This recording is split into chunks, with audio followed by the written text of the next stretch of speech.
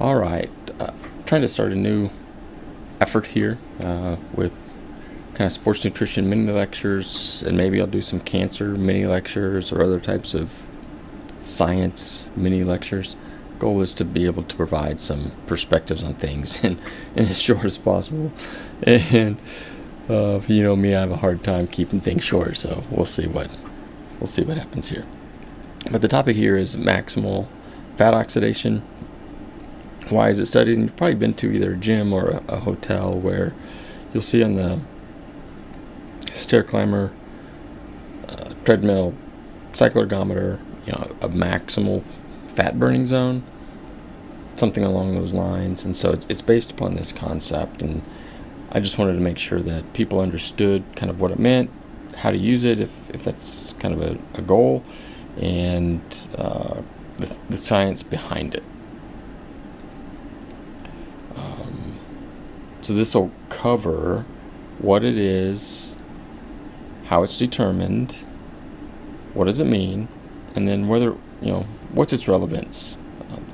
I'm not saying it's bad, I'm not saying it's good. I just want people, when they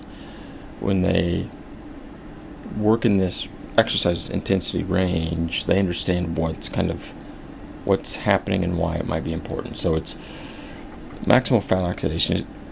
Simply, it's the exercise intensity that yields the highest rate of fat oxidation. Now, this graph does not represent yours, not necessarily.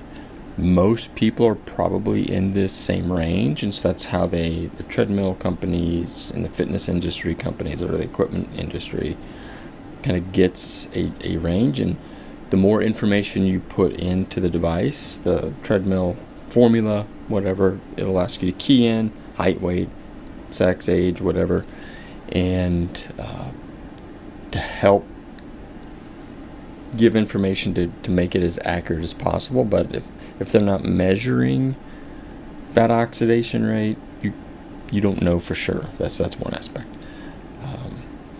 And so in this case, it's basically 0.6 grams per minute, which isn't very much. So if it's 30 minutes, it's 18 grams, which is basically 150 for fat. For fat, it's 150. You've oxidized 150 calories from fat, or 18 grams, which may or may not be a lot, depending upon your perspective. How it's determined? And so this is with gas exchange. So metabolic cart is sometimes what it's called, calorimetry. So you have a gas mask on that's measuring inspired and expired gases and looking at the ratio of O2 that's your lungs are taking in, and CO2 that your lungs are you're expelling from your lungs via what's produced from metabolism or non-metabolic sources.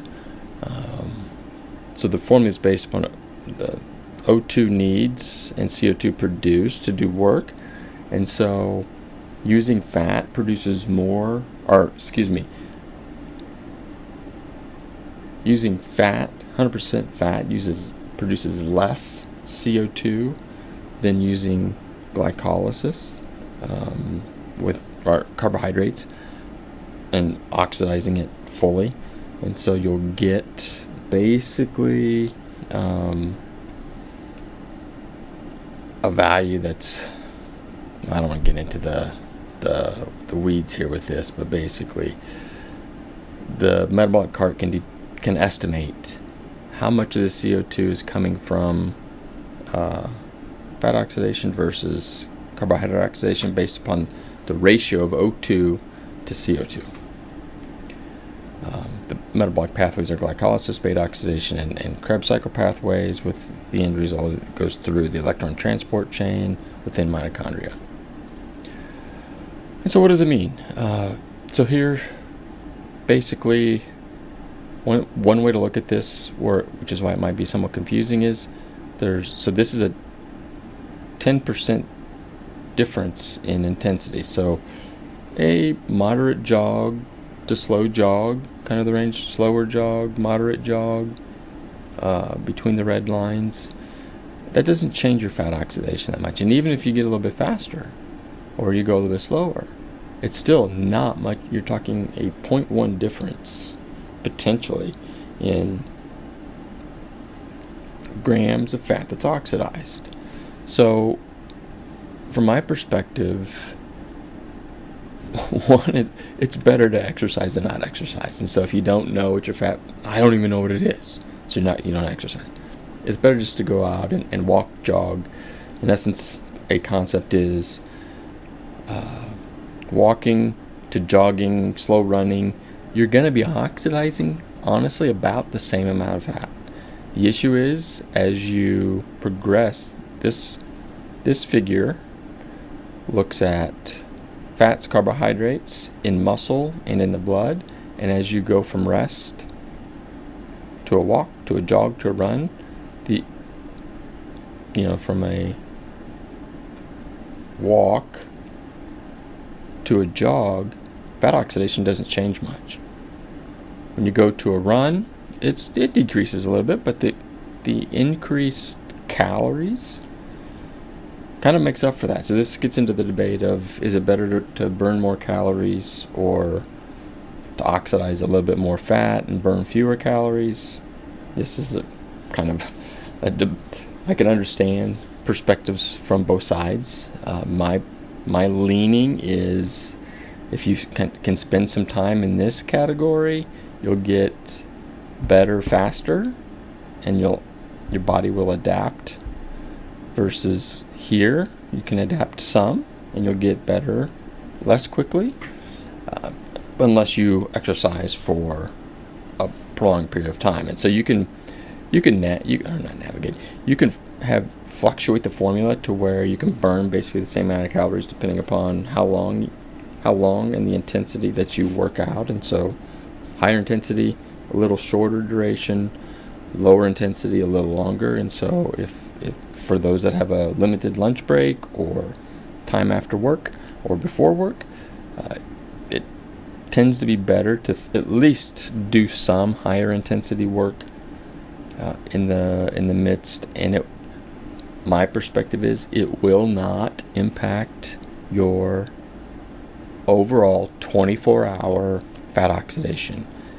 Yes, you may expend a little bit less fat during that exercise bout, but you'll expend more energy and burn more fat post-exercise and during recovery from the exercise bout than walking or jogging. So that's kind of my take.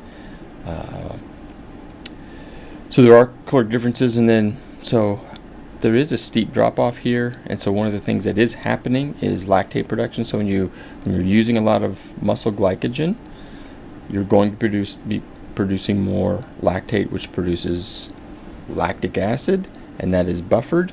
One of the byproducts of buffering is CO2, and so it'll appear to the metabolic cart that extra CO2 is being used, and so it'll decrease. It'll make it look like fat oxidation is decreasing more quickly than what it is, because there's still fat oxidation at 85%.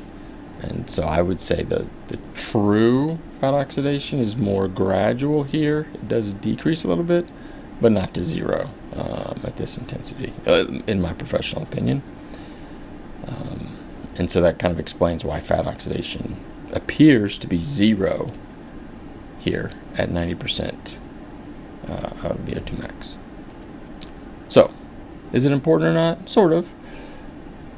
Aiming to stay in your optimal zone, I think it can be, I can't go any faster, can't go any slower, I gotta stay right here. I think that if you want to go faster, go faster. If you're not feeling so well that day, you're not feeling so well that day. Don't get hung up on staying in your zone. I would even venture to say, you can run in your zone and then speed up the treadmill for a couple minutes to get out of your zone and then come back in. Just to push yourself a little bit to get a little bit more fit. And the calories you're going to burn that are extras. I don't like getting stuck on the caloric expenditure.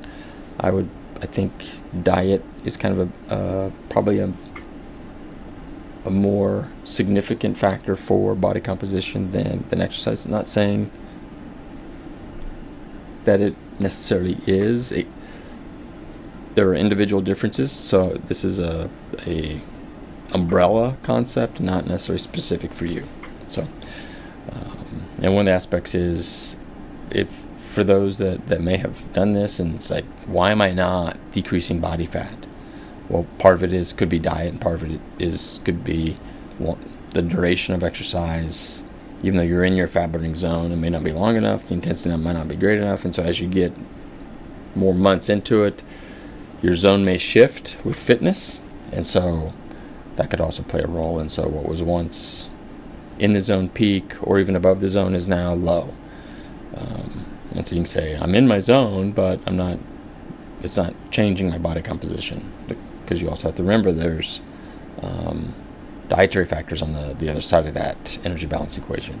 Anyway, thank you, and I'll be posting some more of these mini lectures, and if there's some topics that you want to hear about that are of interest, put them in the comments, and I will do my best to get to them. Thanks, and have a have a great, healthy life and week or whatever. Thank you.